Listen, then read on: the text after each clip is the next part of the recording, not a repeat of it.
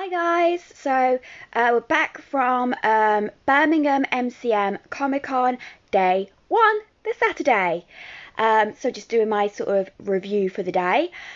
And again, I will start off with the positive note of both me and Chris had fun today. It was great to see everybody. There were some amazing cosplays as always. And that's always what makes the Comic Con for me. However, the not so good side. I feel like that's the main feature of the Comic Cons at the moment is the guests or the people paying for the tickets, not the actual event. Like, we could just set this up at a event hall and just have people and photographers turn up, I guess like a bit like Secret Con really, and that would be better than what we've paid for here. It seems like, yet again, it's stall after stall, pretty much selling the same thing over and over again. Now, we could have done the whole thing today and, we could have done it in an hour, really. But we purposely left the artists area for tomorrow so that we actually have a reason to go in. Which says something really, the fact that you can do a con in an hour and you've got a weekend ticket, you're not getting your money's worth. And this is how I feel really, is that we're just really not getting any bang for our buck. There was nothing special there. There was no movie promotions, no screens anywhere. There was a random rapper guy, which to me was just noise. Other people might have appreciated it, but it was just giving me a headache and I decided to leave because of it. It just made a point to me that in terms of it's just the same thing over again. Yes, there were a lot of stands selling pop figures. There were a lot of stands selling anime statues and things like that. There were a lot of sort of individual stands, which those are the ones I kind of like. But again, I personally didn't feel like there was much variety in them. It was cutesy, a lot of them. And I like cutesy, don't get me wrong. I wanted a bit more gothical stuff there personally, but that's my preference. As somebody else pointed out, he was looking to pick up stuff for his kid. He could find stuff for his daughter, but he couldn't find stuff for his son, which again says something really. I just felt there was nothing there that I couldn't buy from Forbidden Planet or Etsy. There was no reason for me not to just stay at home and buy all the stuff online. The thing is, I don't want to be just negative about it. I just feel, and I will take it with a pinch of salt, that we have just had a pandemic and things aren't going to be the way that they were. So I am not just going to be like outright, it was shit, blah, blah, blah. No, I had fun, and that is the whole point of it. But I felt that something special had gone. And I'm really hoping that there's something special comes back. So I'm distracted because he's putting eye drops in. But yeah, I would like to see more for my money. Is essentially the vibe I've got from it this year. Is I don't feel like I've got my money's worth from it. But then I've had fun, which is the whole point. I had a point that I was going to make as well, but it's now slipped my mind. Yes, it is. Sorry. I don't know if you could hear that, but he was like, I didn't know it was distracting. It is. So my point that I was going to make is things I would like to see. So considering one of the huge aspects of a Comic-Con is its cosplay, I would like to see more cosplay stands. And I don't, I don't mean just the swords and things like that. I want to see more sorts of props there that we could potentially buy, costumes that we could possibly buy.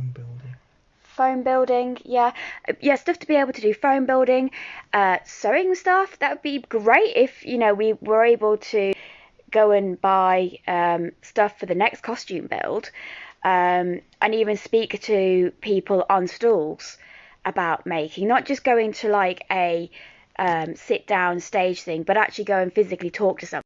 The stand idea would be actually amazing, because if you are someone who is new to cosplay or new to a type of making, it would be great to sit there and talk to somebody and say, I want to make this, and I've never used this material before. I've never used any of these techniques. I have no idea where to start. What tools do I need? What materials do I need? You know, it would be great to be actually able to go and talk to somebody and get some actual professional advice, as well as, you know, on-site demos, rather than, you know, just people in front of a stage. That would be great. That's, you know, so that could be a great idea.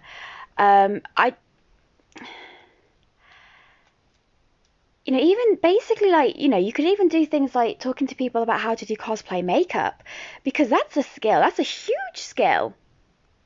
And Chris just pointed me out, probably, I think it was the last Birmingham Comic Con, so 2019, there was a guy selling different types of glues, and I wanted to do more rhinestone gluing. I'd tried it, but I didn't have the right glue, and it all went wrong. I mean, we've all seen my Emma Frost. I used super glue, a nylon. I don't know why I didn't click that it was going to melt, because that should have been obvious, but it wasn't. And I spoke to him about it, and he was like, yeah, what was it? E3000. And he told me about each different E3000s and what was best for what, etc.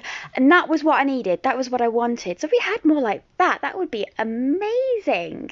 I think that would really kind of top it off, to be able to have that craft area, that creative zone. I think that would be really, really good. But that's my personal view. That's what I want to see. And again, this is just my personal thing. I'm not that fussed about going to meet a celebrity. It's just... But, however, I would like to go and meet other sort of professional cosplayers. I think, again, that would be quite cool, and not necessarily, you know, have it as the same format as with the guests, where you have to pay an arm and a leg to go and see them. You know, obviously they want to make money. That's their profession. It's a living and everything. But again, it would be nice to have that mixture of, you know, pro and, you know, like Jessica Negri level, then, you know, the sort of semi-professionals, and then, you know, household name people. You know, that would be nice that you had that access to them. And obviously, like, when you go to the top, yeah, you want to be able to, you know, go get autographs. But then you have, say, that the lower levels, where, you know, you've more household names that are selling their prints, and, you know, they're a bit more accessible. And when I say household names, I mean, that makes it sound more probably upper than it needs to be. People like me who have a bit of a following, people kind of know who they are. You know, they hope to meet them in the corridors, something like that. Like, you know, the lower end of well-known cosplayers, I guess. I don't know whether I'm giving myself too much credit or not enough credit there, but something like that, to be able to go in and see and meet cosplayers on their own stands where they've got their own personal merchandise. I think that could be a good idea, to be able to invite them, to have access to them. But I guess there's just my food for thought. I don't know how you guys felt. Maybe you guys enjoyed it a lot more than I did, but, you know, tomorrow, and hopefully it'll be another good day. Like I say, it is fun. I'm not discrediting the Comic-Con at all. I just, like I say, I feel like we need more. But I'll be back tomorrow. At the moment, my plan is to be Catwoman, Tim Burton style.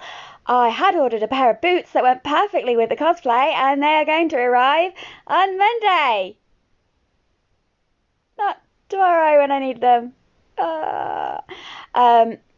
But yeah, I think tomorrow we'll go around the last bit. I think possibly I'd quite like to maybe go around the photographers a bit more. Didn't really take any photos today. And then Chris is driving home tomorrow, so I get to drink. But yeah, so hopefully, you know, I'll see you guys tomorrow if you're there. If not, stay tuned, and I'll might be reviewing as a drunk fart tomorrow. Who knows? Who knows?